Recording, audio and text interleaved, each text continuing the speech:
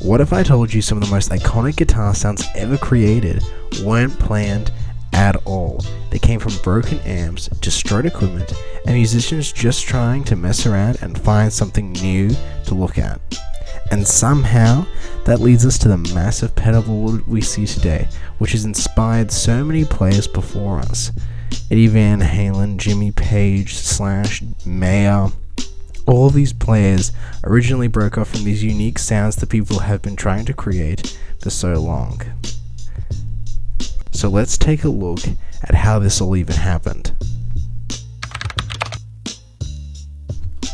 For years, guitarists have made lots of different types of gear, but one stands out the most: pedals. But where do they come from? Who made them? And why do guitarists buy so many of them? But we're not just talking about the history here, we're talking about why pedals even exist in the first place. A lot of people will be curious about it. Why do we have so many pedals?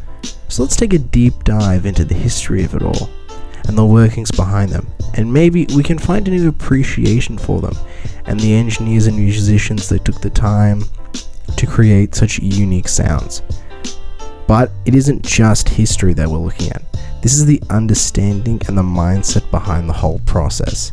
Because at some point, someone was looking at all these different instruments and thinking, what if I could make a unique and completely different sound from what we've ever heard before? And that one question is what started the whole revolution of everything. But first, a quick lesson on what guitar pedals are. Wikipedia describes it as an electrical device that alters the sound of a musical instrument or another audio source through an audio signal processor. So in a simple way you could put it, you put your guitar into the box, which changes the noise and makes it very cool. This is one of the good ways to look at it, I guess, to make it more simple. It is also in the category of effects unit, but each of them are a little bit different to each other. Kind of how we have a red apple and a green apple, and many different kinds of apples. All still apples, but slightly unique in their own different ways. It's kind of like an umbrella term.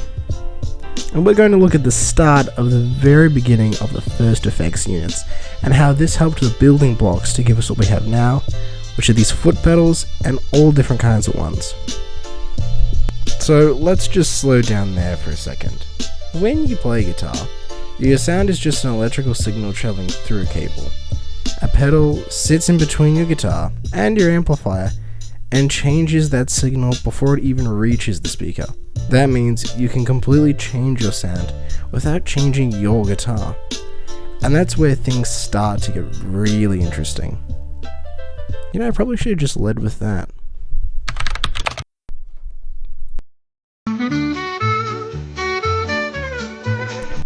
So let's start where it all began, in the 1940s.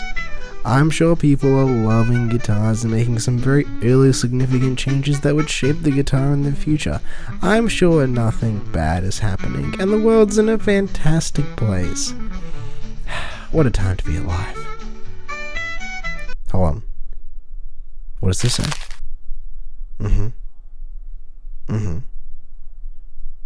The Germans are doing what? So, not the greatest of times. Most factories and guitar makers are shifting their focus to the war. Even Gibson stopped production. And now they're making machine guns and plane parts? But it's not all too bad, not that bad. A lot of other companies are starting to begin experimentation with ways to manipulate the guitar's tone. The big player in this is a company called Diamond. They're working on this idea, right until 1948, where we get the first introduction of guitar gear and equipment, the Tremtrol. This isn't like what we have today. It didn't give any distortion. It didn't give you any delay. It just gave you tremolo. And that's it.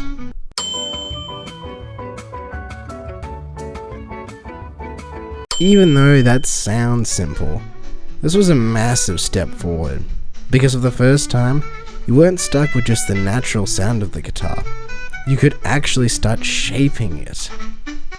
Now, why was this such a big deal? It's because it was the first standalone device that could change the sound of the guitar. Of course, outside of the amplifier. Now, that doesn't sound too crazy, but back then, this was a massive revolutionary idea. This is the moment where guitarists' tones started to become something that the person themselves could control. Not just the natural sounds that they could play coming out of the guitar, but something that us as players could design ourselves. Now, tremolo is great, and is a really revolutionary idea, and really helped us guitarists shape the tones of things that we needed when it wasn't just the amplifier. And it's really given us an edge over a lot of things in life. But it's not a guitar pedal yet. We're still with this effects unit, which is still a guitar pedal, I guess, but we're kind of looking for the one we have now in the modern day, where we're able to hit it on the ground and it can be a standalone effects unit. We're not just exactly there yet. Let's just keep moving forward. And now we're in the 50s. Nothing was really happening. We're currently going through a trial and error process of a lot of experimentation. We're slowly working on it. Unfortunately, there are still some major events happening. I'm sure the world is still recovering from the war. I mean, it just happened 5 years ago. And on good news, we just bet polio. We got the first credit card. Life is good. But something else very cool was happening, and it was purely by accident. Distortion. Now, a group of players are getting together, and they're playing and having a grand old time, when one of them, with one of their amplifiers, thought, why don't we just crank the volume up to max? We just love destroying our ears and getting an ear-piercing sound. But what they realized was if they kept punching the volume up even higher on it, the sound would begin to crack and break apart.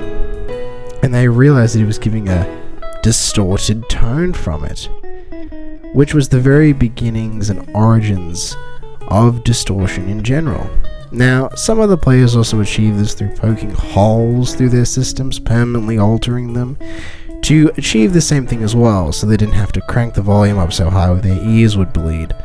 But it regardless still ended up working, and it added even more great tasting sounds into our new sound palette.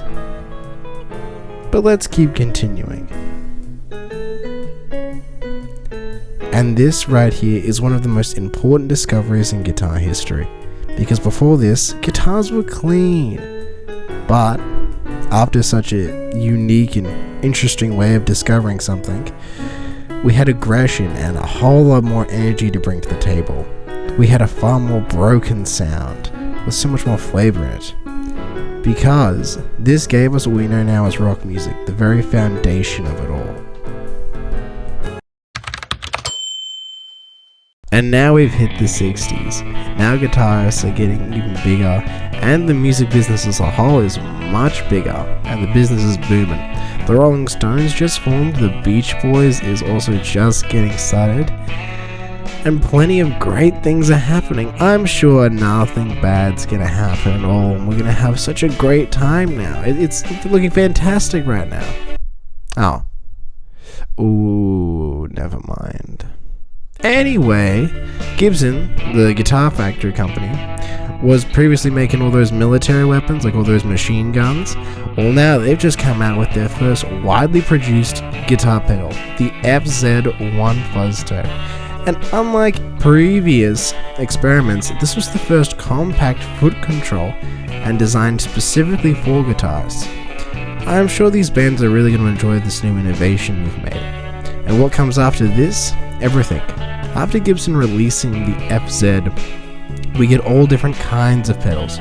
Fuzz, overdrive, delay, chorus. Whatever you need, we've got it now. And we're still making innovations today. And this here, all this, is where everything changes, because now guitarists, aren't just playing notes anymore. They're shaping sound. They're experimenting, they're creating entirely new textures. And from this point on, pedals become a part of the identity of the music itself. So why do guitarists own so many guitar pedals? The big question. There's a lot of ways to answer this question, but to put it in my personal opinion, it's all about people's unique taste. Let's think about it. In the beginning of the 40s and 50s, we didn't have any unique sound. We had what the instrument could naturally produce. And that's it. Now, that's not a bad thing, and so many people still love that sound. But as we continue to create new sounds on this instrument, most of our tastes and what we liked and didn't like began coming out, and we began to start a massive collection of sounds we used in our own personal time. It's like having a chocolate cake. We all like a good chocolate cake, but we have so many other varieties as well. Why not expand our palette more? But the pedals that we have today isn't one single invention. It's a very large chain of experiments from the early 40s, where we looked at the early effects units moving and the experiments in the 50s, and finishing off the final designs in the 60s with the stompbox and the revolution that it gave. Continuing and making the music genre even larger, which has given us all of these effects now that we can use.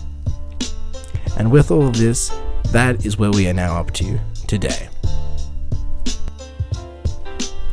Every pedal is a new possibility, a new sound, a new idea, and sometimes that one sound is all it takes to inspire an entire song, and that's why we keep coming back to them.